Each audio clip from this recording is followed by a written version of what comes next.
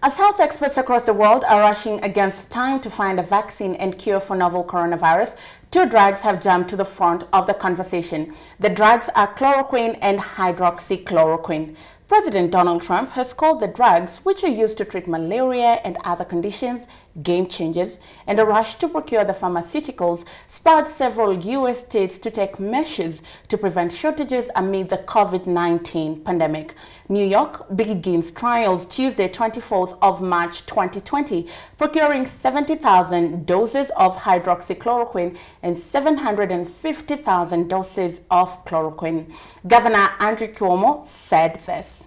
What is the probability that America has found the cure to coronavirus, and how can the rest of the world capitalize on this key medical finding? I'm joined by Daniela Munene, who's the CEO of Pharmaceutical Society of Kenya, to put some of these matters into context. Daniela, thank you for making time. Thank you very much. Interesting conversation that is going on globally. Previously, it was a lot of fear surrounding coronavirus, but now there's a little bit of hope at the end of the tunnel, and these are these drugs. However, in the beginning, chloroquine was being used to treat malaria. Now, and it was discontinued, but now it's being fronted as a probable cure to COVID-19. How so?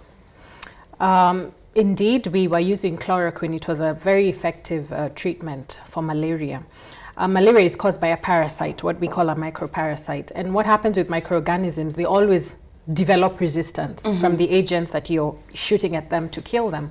So the malaria parasite developed resistance, and treatment guidelines had to be changed globally. Yes. And another agent had to be found to treat malaria.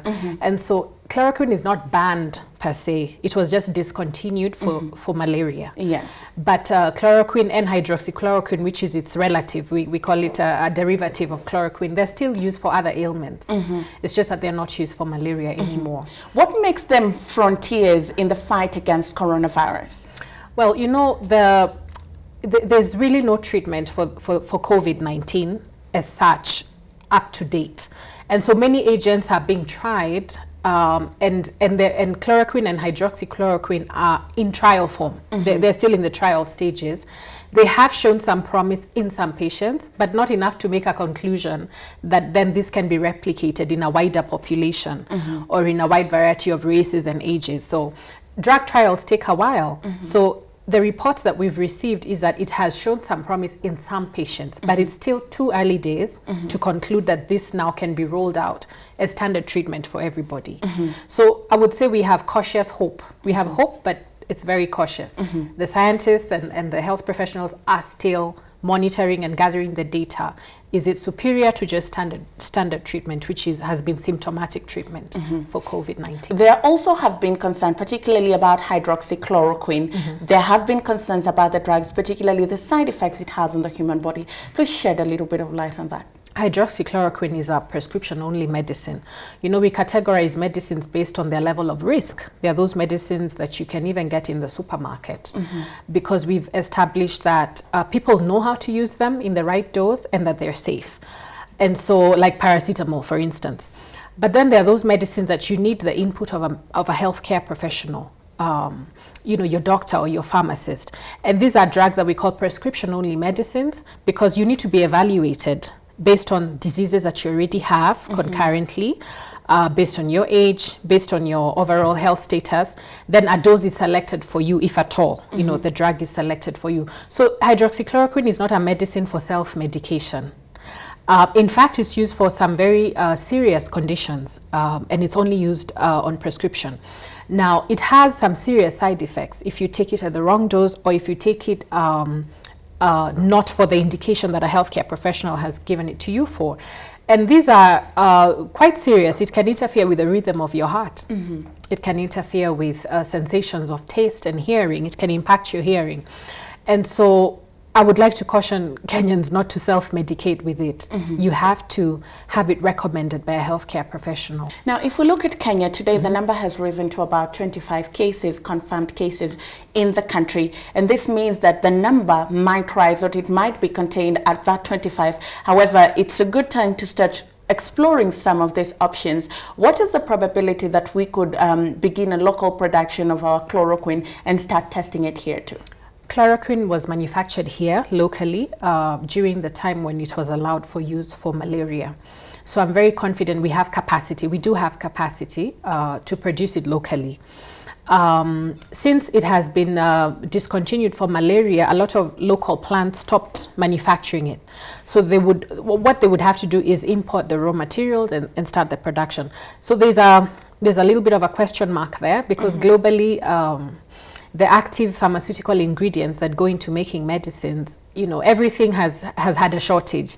So that would be maybe the delay that they would experience to bring in these raw materials. But in terms of capacity, equipment, and the know-how, they do have that capacity. What's the probability that we are moving towards a cure and a vaccine in the near future? There's very promising studies, very promising data that are coming out of very many countries. The good thing about this virus is that it was sequenced, or rather we got to understand its genetic makeup fully early on in the outbreak, and that's what you need to understand to be able to make a vaccine. And so we've seen some promising results, but not tried yet in human beings. We can stop the virus in a petri dish, but we don't know how it will behave in actual human bodies, and that's the next that's the next hoop that we have to jump over. Human trials of these vaccine candidates. I would estimate maybe in another year. Yeah, I think that's a realistic estimate. So for now, we're left with prevention. Well, as we wait for the year for the approvals to come and probably a positive test, I want you to talk to Kenyans and give them a little bit of hope, because as the cases keep rising, panic is continuing to grip people.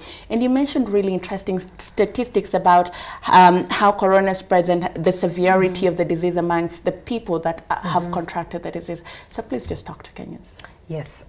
So like you said, statistically, for every 100 people that get the disease, 95 will recover without a major issue. The disease will present as common cold, or a little bit, or a flu, and one would recover just staying at home. But for 5 people, it causes breathing problems, and it progresses to severe disease, to pneumonia, and these 5 people are the ones that then would require ventilators, ICU, and unfortunately, statistically, about two of the 5, can't handle the disease and they pass away. But as we look at those statistics around the world of death and people staying in the ICU, we have to remember that 95% of people recover. Yeah, 95 to 98% of people recover and they continue on with their lives. And so I would like to reassure Kenyans that there's a need to be vigilant and to be very serious about preventive measures. But there's no need to panic, and there's no need to fear. The best you can do is prevent the illness from getting into you, because you're trying to protect yourself as well as trying to protect the most vulnerable. Those 5% that I described get severe disease tend to be the ones whose immune systems are a little bit weaker than the rest of us. And so even if you get the illness and you're able to fight it off, you have a strong immune system, you can still infect somebody who's more vulnerable than you are. So prevention. Washing hands, these 2 hands is what will protect you or infect you. So you have to keep them clean and away from contaminated surfaces. Daniela, thank you for making time. In the wake of increasing cases, let's bank on the hope that at least 95 to 98% of confirmed cases recover. Thank you.